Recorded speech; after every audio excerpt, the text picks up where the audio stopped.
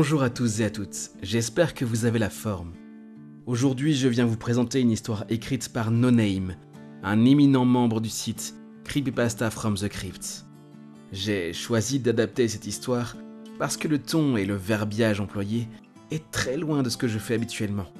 J'espère donc que cet épisode vous plaira. Petite précision supplémentaire. Si vous souhaitez la lire, elle se trouve sur la page du Necromorial. Et comme d'habitude, le lien se trouve en description. Bon, passons aux choses sérieuses. Si vous êtes prêts, c'est parti. Je hais ces hypocrites qui m'entourent. Ces gens qui jugent parce qu'ils se sentent en position de pouvoir. Ces misérables pour qui tout ne devrait exister qu'en fonction de ce qu'ils pensent être vrai, correct, bon. Mais qui dit réellement qu'ils sont dans le bon ? Que leurs actions et que leurs pensées sont justes. Personne d'autre que eux, bien sûr. Mais comme ils se sentent dans leur bon droit, ils n'hésitent pas à dénoncer tout ce qui s'éloigne de leurs idéaux. Ces gens infects me rendent malade. Et le pire, c'est qu'on le veuille ou non, on pense toujours qu'on est forcément plus dans le vrai que l'autre en matière d'éthique, tant qu'on ne se sent pas une opposition farouche à nos idées. C'est bien misérable d'être humain et d'être condamné à une conscience de soi. On se rend plus facilement compte de quand on se comporte comme un connard. Mais heureusement, il y a assez de débiles ou de gens bourrés, drogués, pour oublier de se remettre en question. Peut-être que ça leur fait du bien. Peut-être sont-ils en réalité les plus intelligents, je ne sais pas. En fait, tout ce que je sais, c'est que j'ai beau cracher sur le monde, personne ne me sortira de l'endroit où je me trouve. Cette colline enneigée, perdue, balayée par le blizzard. Encore et toujours, le même paysage à chaque fois que je meurs. Cela fait des heures depuis mon dernier réveil que je marche dans le froid avec ce putain de vent qui me glace jusqu'au sang. Et mon esprit se permet de tourner autour de concepts qui sont de toute façon trop compliqués à comprendre pour moi.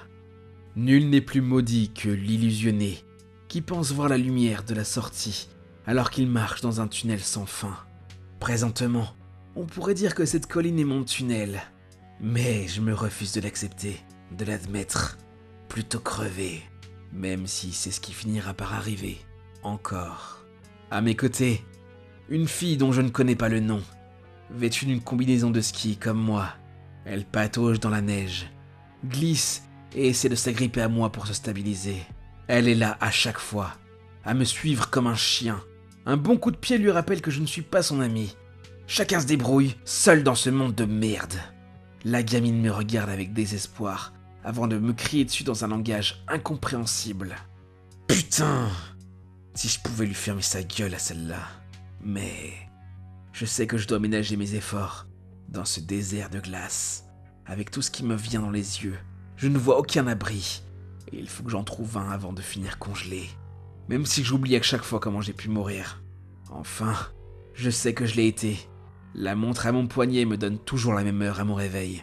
Je ne sais pas pourquoi je suis ici, mais on s'en branle du moment que je puisse trouver un moyen de m'en sortir. Quitte à bouffer la fille s'il le faut. Ce n'est pas moi qui crèverai en premier. Seulement, à force de marcher depuis des heures, des jours si on compte mes game over précédents, je commence à fatiguer. Essoufflé, je m'assois pour faire une pause. Je suis trop claqué pour l'instant, pour aller plus loin, et j'ai soif. Mais je ne sais pas si c'est une bonne idée de manger de la neige. Je préfère attendre de trouver un gîte. N'importe quoi. Mais j'ai l'impression de toujours monter. Et que cette colline est en réalité une montagne. Rien n'a de sens ici de toute façon. La gosse qui avait disparu dans l'opacité du blizzard arrive et décide de s'installer à côté de moi. Cette fois, je la laisse faire. Je sais qu'il vaut mieux qu'elle me donne un peu de chaleur pour que je puisse mieux reprendre par la suite. Je suis juste déçu qu'elle soit si laide. Si elle avait été belle, au moins le trajet aurait été plus agréable. Mais bon, vu que je ne pense pas être mieux, elle peut aussi se plaindre. Au bout d'un moment, je décide de me lever pour reprendre l'ascension. La fille fait de même. Je m'en fous un peu à vrai dire. Je sais juste que je ne veux pas crever ici. J'avance. Alors que le vent souffle plus fort. Je me rends compte que ma traversée n'a pas vraiment de sens, à partir du moment où je ne sais pas où je vais. Et comme ça me fait chier, je redouble d'efforts, jusqu'à ce que j'entende un hurlement qui déchire mes tympans. De douleur, je tombe dans l'étendue nacrée, incapable de faire un geste. Je ne sais pas combien de temps je suis resté dans cette position, mais je ne sentais même plus mes articulations quand on m'a relevé brusquement. Il s'agissait de la fille. Elle me criait certainement de bouger mon cul, ce que j'ai fait avec difficulté. « Gamine, je vais crever !» Je n'entends pas les mots qu'elle me prononce en retour. Je sais juste que mes jambes sont trop faibles et que je l'entraîne dans ma chute, malgré moi, qu'on dévale la pente serrée l'un contre l'autre. L'arrêt est brutal. Je me suis fracassé le dos contre une pierre. La douleur m'empêche de respirer. Et c'est avec difficulté que je me concentre pour récupérer ma vision. La seule chose à laquelle je pense, c'est que je ne sais pas pourquoi, mais malgré le choc et ma putain de colonne vertébrale brisée, j'ai empêché la fille de tomber plus bas en la retenant contre moi. Son souffle chaud contre mon oreille me fait frissonner. Par curiosité, je regarde à ma droite et j'aperçois un gouffre où s'écoule de la lave. Je ne m'en étonne même pas, je l'ai dit. Rien n'a de sens ici. Au final, on s'en fout de comment je suis arrivé ici, de qui je suis. Mais c'est vrai que c'est peut-être l'enfer. Je ne pense pas pouvoir me relever. Doux euphémisme pour qualifier le fait que je ne sens plus mes jambes. La fille me regarde, avec ses yeux pleins de larmes. Elle ressemble à un chien battu, et c'est d'impitoyable. Je lui crache du sang à la figure, et je lui dis de dégager. J'ai pas besoin d'un putain de boulet pour me tenir la jambe. Quand je sais que c'est fini. La gamine part, et je me retrouve seul, cassé en deux comme un vulgaire morceau de bois. Je ne sais pas si c'est ironique, mais ça me fait chier de savoir que c'est à moi de crever en premier. Peut-être que si j'avais lâché la fille, alors ça aurait changé les choses. Ça m'aurait permis de me sentir comme le plus résilient entre nous deux. Qu'est-ce que je peux être con des fois. Il vaut mieux éviter les sacrifices inutiles. Tout ce que je vois maintenant, c'est une ombre longiligne descendre de la colline. Une forme humanoïde, avec une gueule qui descend jusqu'à son bide. Au moins, je sais que c'est pas de rester là comme une étoile de mer échouée qui va me tuer. Je la regarde venir vers moi. S'approcher. Je sais pas ce que je fous là. Ou peut-être qu'en fait, je le sais. Je l'ai dit, mais je ne veux pas y croire. Parce que c'est bien trop dur de savoir qu'on a passé sa vie à faire de son mieux pour finir en bas.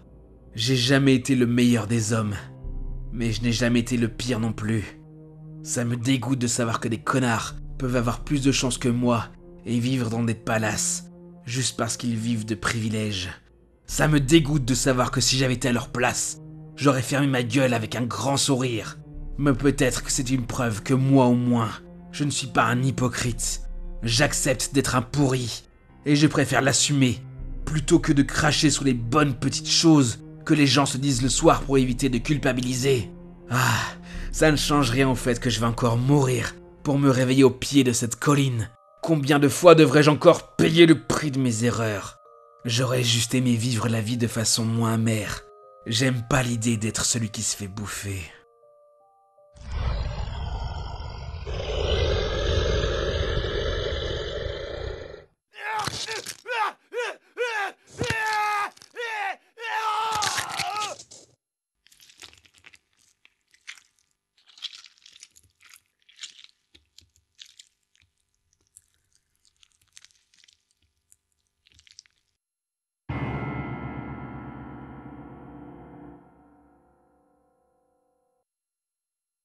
Eh bien, j'espère que vous avez apprécié.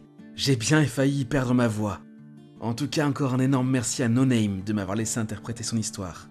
No Name, si tu m'écoutes, n'hésite pas à dire ce que tu en as pensé.